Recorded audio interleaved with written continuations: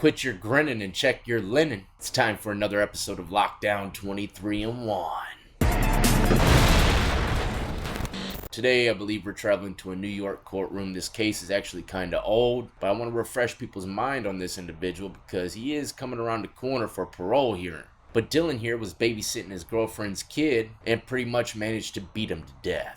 It's very gruesome. I'm not even about to begin to go into the details. If you want to do a simple Google search, you'll find everything you need to know. But let's get into it. The video quality is not the best, but this was the longest sentencing video I could find on this guy. So we have to make do with what we got. Also, if you enjoy, hit that like, subscribe, notification bell before you leave. And don't forget to check out my playlist. It has many more videos just like this one.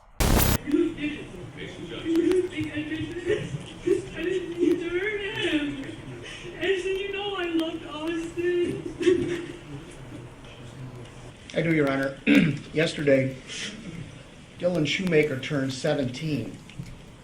When this crime was committed, he was 2 months into his 16th year. There has been a great deal of scientific work as to the lack of development in terms of comparison of a teenage brain to an adult brain.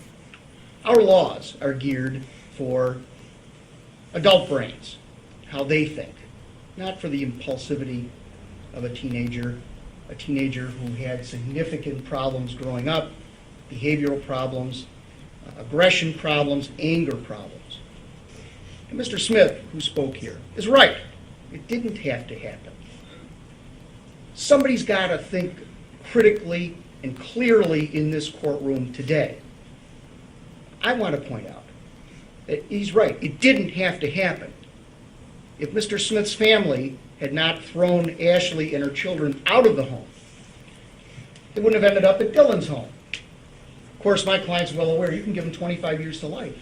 I've told him it's 25 years on the calendar before you're eligible for parole. Or this court can balance everything that occurred here, including the fact that Austin Smith was completely defenseless. That's a given. But there were other dynamics at work there, including my client's inability to either control his anger or frustration and his inexperience in babysitting. Man, so that's the defense attorney speaking on his client's behalf. They always seem to say that their minds are not formed yet, but look, we were all teenagers at one point, right? Our minds were formed plenty enough to know better than to beat a defenseless toddler to death. At that age, for the most part, they are completely dependent upon their caretakers. There's nothing that child could have done to stop the way that this guy took his life. Not to mention, the judge is going to say something before he brings the smoke that will make you think this guy's a diabolical, sick-minded fool, should never get a parole date. What would you like to say? Your Honor, as you can see in my school records, I was trying to change my life around. In 2013, I was doing so much better. This completely turned my life. I can't take back what was done. I wish I could. I would give my life for Austin. I loved him a lot. Him and Christopher were half the reason I was even staying with Ashley. I felt bad for them kids because they didn't have a place to stay. I thought Christopher was mine, and he wasn't. I was trying to do something that my father never did for me. And be there. Ashley, I'm sorry.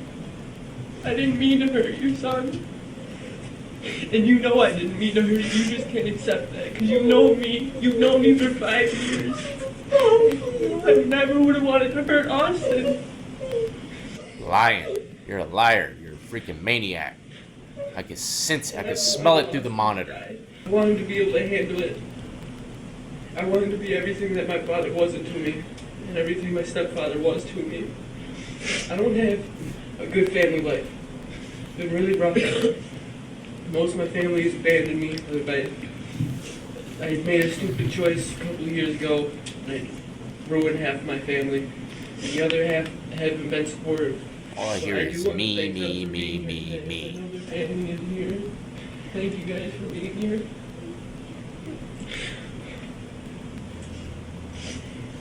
Ashley, I'm sorry. Austin, I'm sorry. That's all. Thank you, Your Honor. Do y'all believe him? Or are those teardrops a rare breed of crocodilian?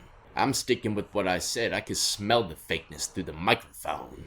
I have carefully read the victim impact statement containing letters from 13 people and consisting of 44 pages. My attention was directed at page 1. A picture of a beautiful baby boy, a toddler, who you killed. The night you offered to babysit Austin, you were busy on your cell phone, texting over 200 times, trying to sell drugs and to set up a sexual tryst with another minor girl. It doesn't seem to me as someone who's trying to be a good role model for the child. Hell Too no. bad that was not all you did. Ignore the kid, try to sell drugs on the phone. No, when the texting stopped, the brutal poundings of Austin took place. It is a judgment of this court that upon your conviction for the crime of murder in the second degree, that you be sentenced to an indeterminate term of imprisonment which will have a maximum of life. The court hereby imposes a minimum sentence of 25 years. The surcharge is $300, the crime victim's assistance fee is $25, and the $50 DNA databank fee, all to be paid out of prison funds. You have 30 days within which to... His maximum sentence is life. Earliest release date 3/12/31. Parole eligibility 11/20/30. Now I know it's 2023, but if I'm still doing YouTube in 7 years, I'll definitely remind you of this case again. Because like I said, to me, I don't think this kid deserves another chance on the streets. Nope, no sir, man. If that was my kid and I found out he did that to him, he would hope and pray to stay in prison for the rest of his life. That's a fact. That's a fact, Jack. Anyways, one more thing before I wrap it up all the way. This is a closer look at the Clinton facility that he's been housed in since 2014. This place definitely looks treacherous. The walls seem to be right next to the neighborhood or interstate something. It'd be wild if he's in general population, joined an organization, and nobody had any idea about his paperwork. But hopefully y'all enjoyed, and like I said in the beginning, if you did, hit that like, subscribe, notification bell before you leave. And as always, I salute every last one of you been supporting me since the beginning, and everybody who's just now joining the lockdown compound. Y'all be easy, be safe, and stay free.